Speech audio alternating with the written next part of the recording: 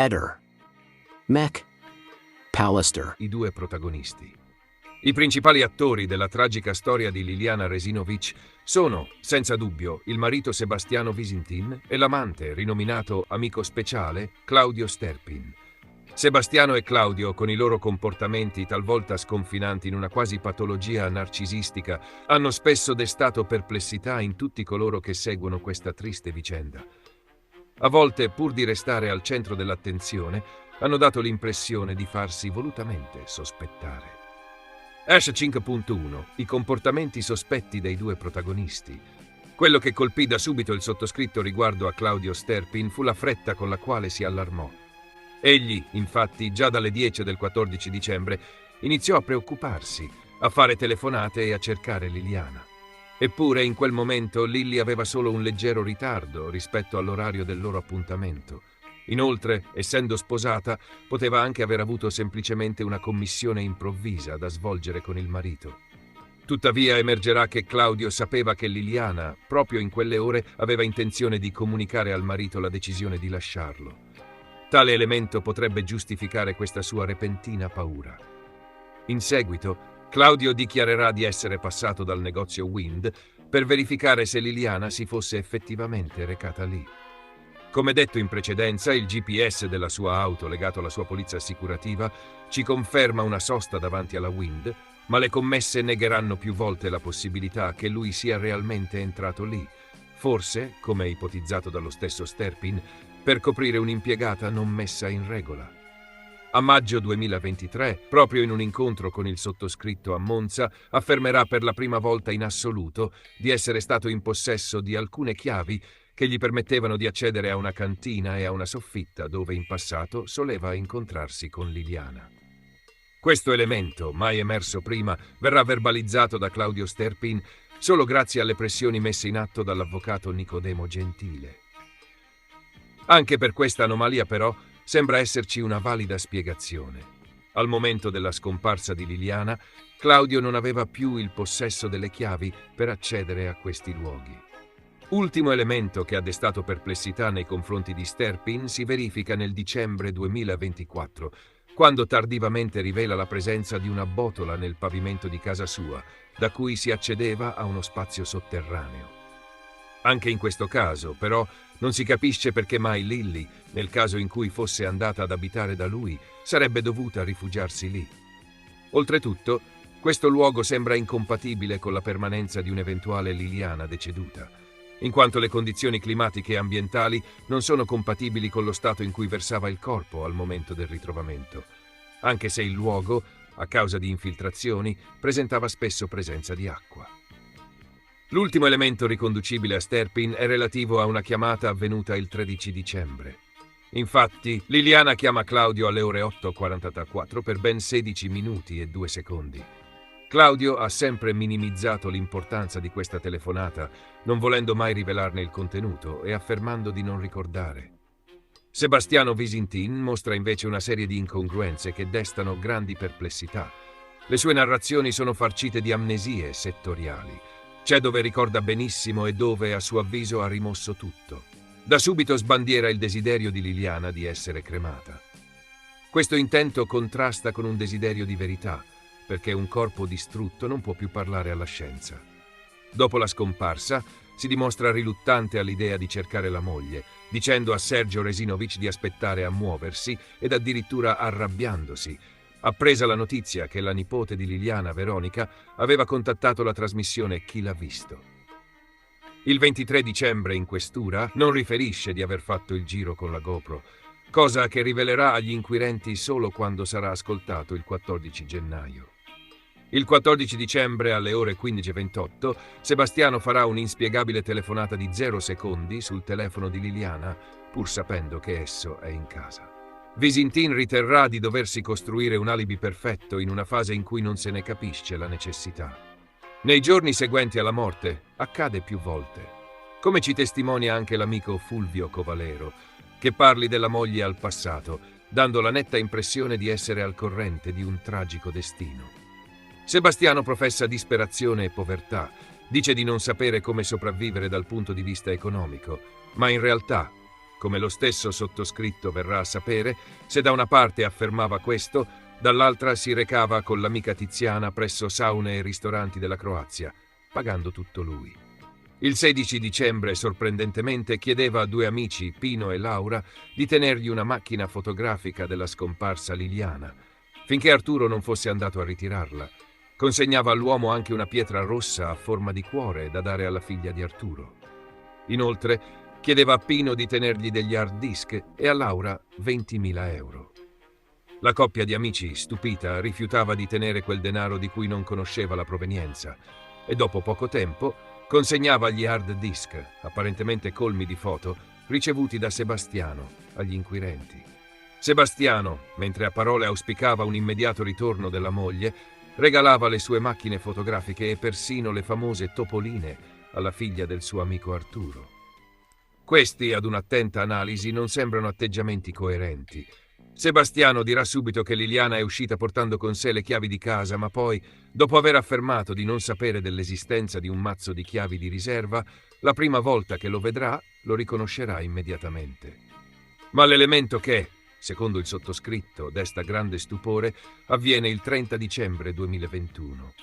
Sebastiano Visintin, sempre descritto come munito di ogni genere di attrezzo e utensile fai da te, contatta i vicini Gabriella Micheli e Salvatore Nasti chiedendo loro una corda. Questa, a suo dire, gli sarebbe servita per soccorrere il figlio Pier Giorgio, uscito di strada e impantanato nel vallone di Gorizia. I vicini trovano insolita questa richiesta, che Sebastiano rivolge anche all'amico Arturo, che si trova a un centinaio di chilometri da lui e che quindi non avrebbe mai potuto fornirgliela. Questo comportamento dà l'idea che Sebastiano volesse in realtà far sapere a più persone che quella sera sarebbe uscito, rendendoli potenziali testimoni di quell'accadimento. Sebastiano non troverà una corda, ma affermerà di essere riuscito ad aiutare il figlio collegando alla sua auto un catenaccio per biciclette. Ma non finisce qui. Sebastiano, quel giorno, aveva avuto reiterati contatti telefonici con un suo omonimo, un suo grande amico apicoltore. Quest'ultimo risiedeva, guarda caso, a una manciata di chilometri dal punto in cui si erano svolti i fatti, e con lui Sebastiano si sarebbe sentito anche in tarda serata, durante il suo ritorno a casa. Considerando che anche il figlio di Visintin conosceva bene l'apicoltore, avendo addirittura lavorato in passato con lui, non si comprende come sia possibile che né Pier Giorgio né Sebastiano abbiano chiesto soccorso, o quantomeno la corda anche a lui. Come da prassi, le forze dell'ordine effettueranno accurate perquisizioni nella casa della coppia, sita in via Verrocchio 2, fotografando, relazionando e repertando decine di oggetti. Quando la stampa diffonderà la notizia che sul cordino trovato attorno al collo di Lilly sarebbe presente un DNA maschile, Sebastiano, in accordo con la giornalista Chiara Ingrosso, chiamerà gli inquirenti affermando di aver ritrovato, in un cassetto della cucina già ispezionato, dello spago. Come può essere mai finito lì quello spago, che la stessa perizia merceologica dichiarerà essere identico a quello che è stato trovato al collo di Liliana? Altro mistero. A poche ore di distanza dalla sparizione di Liliana, Sebastiano laverà accuratamente la sua auto e aiuterà degli amici a effettuare un trasloco. Agli inquirenti Sebastiano ometterà di avere in uso il magazzino di via Donadoni 36 e gli stessi apprenderanno questa informazione solo da Claudio Sterpin, ritardandone l'accesso. Nei primi giorni Visintin farà vedere più volte il letto dove dormiva Liliana, indicando il suo cuscino, che però, dopo circa un mese, sparirà misteriosamente. A una cugina croata dirà che Liliana aveva con sé una carta di credito e una borsa desigual.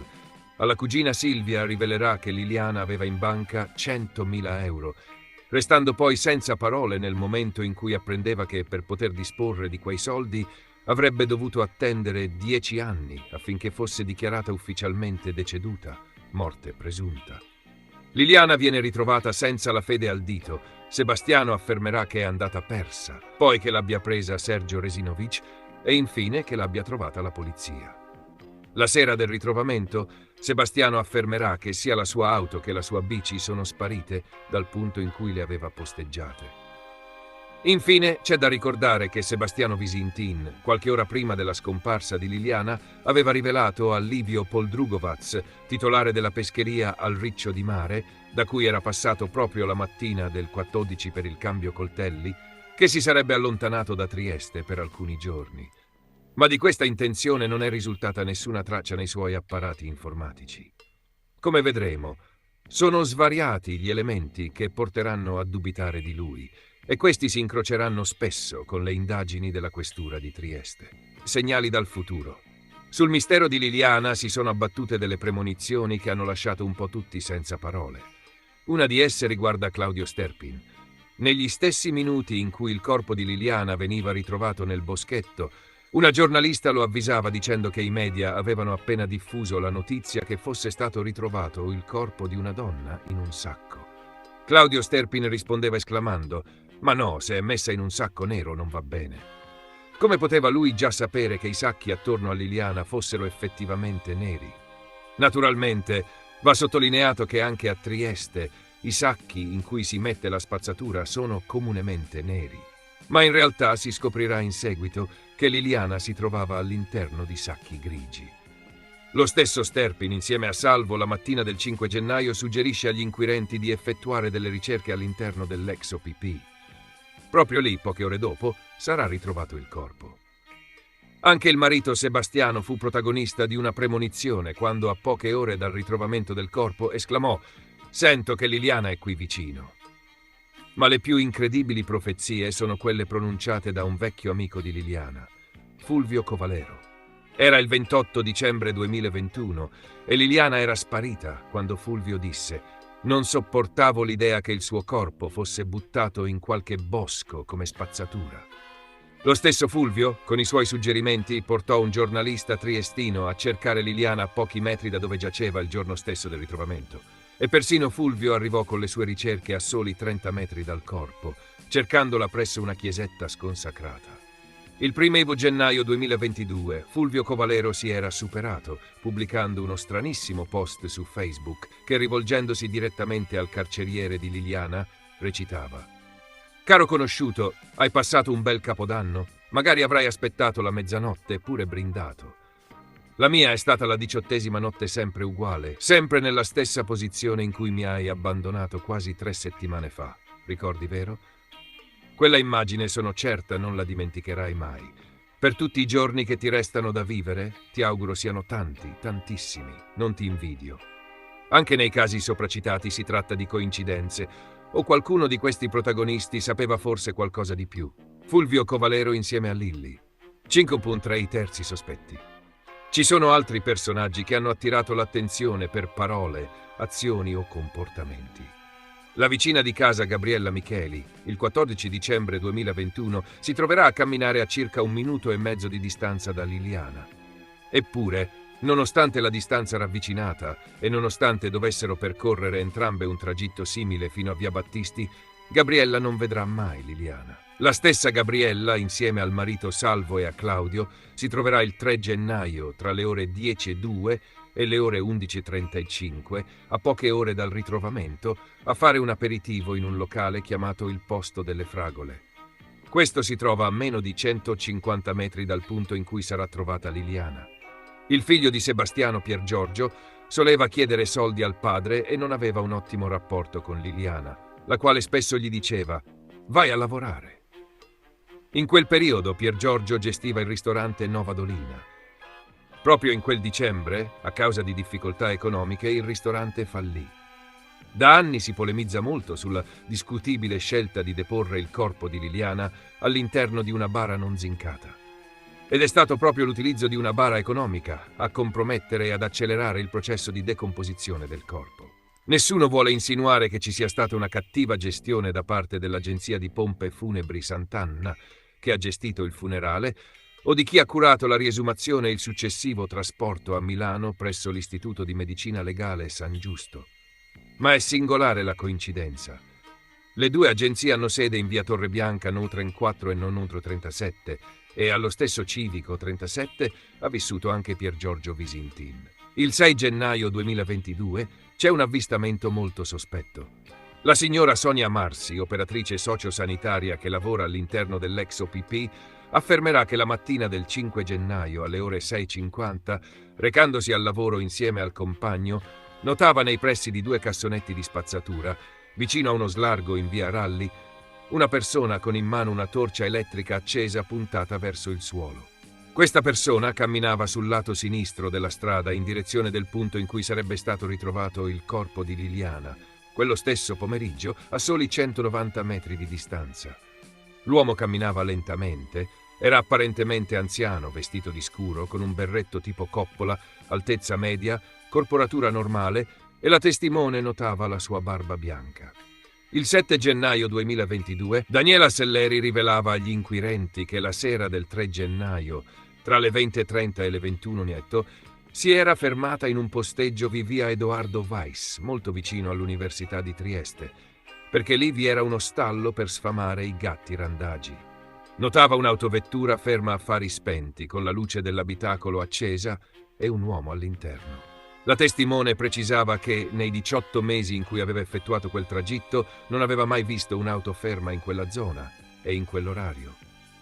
L'8 gennaio Tamilco informava agli inquirenti che il 4 gennaio, intorno alle ore 20:10, mentre percorreva il vicolo dei Roveri per recarsi al lavoro presso la casa di riposo Gregoretti in via dei Ralli, all'interno dell'ex OPP, aveva visto un uomo che procedeva nello stesso tragitto, in salita, davanti a lei. Quest'uomo era alto almeno 1,80 m, di corporatura robusta, non snella, e procedeva lentamente, tanto da sembrare affaticato. La testimone notava che portava sulla schiena qualcosa di grandi dimensioni, tanto da occupargli tutto il dorso. Le pareva essere un sacco nero o qualcosa coperto o infilato in un sacco nero. Non era un semplice zaino, ma qualcosa di più grande. Poco dopo, la testimone superava l'individuo, notando che aveva una barba folta che copriva gran parte della guancia. Questa barba era disordinata, sembrava un po' bagnata sul davanti, era brizzolata e tendente al bianco. Le gambe dell'uomo sembravano bagnate. Gli inquirenti commentavano la testimonianza con una nota personale, in cui riportavano che dalla descrizione l'uomo avrebbe potuto essere Fulvio Covalero. Il 4 febbraio 2022, Nadia Coloni segnalerà agli inquirenti un episodio molto importante, che potrebbe dare un significato diverso alla strana uscita del 30 dicembre, quando cercò una corda per soccorrere il figlio uscito di strada. Nadia racconterà che il 31 dicembre 2021, verso le ore 13:45, mentre portava il proprio cane Belem a passeggiare all'interno dell'ex OPP, noterà che l'animale aveva un impuntamento e la tirava proprio verso la zona in cui, il 5 gennaio, sarebbe stato trovato il corpo di Liliana. Va precisato che il cane di Nadia era addestrato alla ricerca di persone scomparse, seppur vive. Un altro elemento importante della testimonianza è che, una volta arrivata all'altezza della centrale termica, la donna ebbe la netta sensazione di essere osservata. Le sembrò di scorgere un movimento nel telo posto a delimitare l'area di un cantiere. La donna si allontanò, temendo la presenza di drogati, consapevole che spesso alcuni di loro frequentavano quel luogo. È importante notare che, nei giorni precedenti, il cane non aveva mai mostrato un comportamento del genere, mentre ripeté tale comportamento dopo il ritrovamento di Liliana. Va sottolineato che la signora abitava in piazzale Gioberti e qualche mese dopo i fatti fece un trasloco velocissimo. Andò via senza avvisare i condomini e senza comunicare la nuova destinazione. La sua auto rimase parcheggiata sotto il palazzo per alcuni giorni, finché sparì, e la sua cassetta della posta si riempì, dimostrando che non era più tornata in quel luogo neanche per ritirare la corrispondenza. Infine sorprende anche un'altra coincidenza temporale. Christian Zoikas e Mihaela Giorgeta Onea, gli amici rumeni da cui Sebastiano e Liliana erano stati a cena la sera del 13 dicembre, partirono per le vacanze di Natale proprio la mattina del 14 dicembre, cioè nelle ore in cui Liliana scompariva, e rientrarono a Trieste il 4 gennaio, poche ore prima del ritrovamento del corpo. Gli avvistamenti. Il 27 dicembre 2021, Gabriella Procacci affermava di aver visto, nei pressi dell'ingresso inferiore dell'ospedale Maggiore, una donna molto somigliante a Liliana. Questa donna era alta circa 1,60 m, indossava pantaloni neri stretti a tubo, simili a quelli indossati da Liliana nelle foto diffuse in quei giorni su Facebook. Era una donna molto magra e non aveva la mascherina, ragione per la quale la testimone Procacci aveva notato una forte somiglianza anche in viso. Secondo la testimone, La presunta Liliana camminava a passo spedito in direzione di via Stuparik e sembrava muoversi con la gamba sinistra più cedevole della destra. La donna era rimasta molto colpita perché, nel momento in cui era stata superata, le aveva sentito emettere uno strano verso gutturale. Questa testimone comunicava prontamente l'episodio a Sebastiano, il quale con massimo disinteresse le rispondeva: «Grazie mille, ti sono molto grato». A questo punto il sottoscritto, non credendo a tale avvistamento, fece delle ricerche, scoprendo che una donna tanto somigliante a Liliana da poterne essere definita sosia non solo abitava a 200 metri dal luogo di questo avvistamento, ma era persino nella lista amici di Facebook di Sebastiano.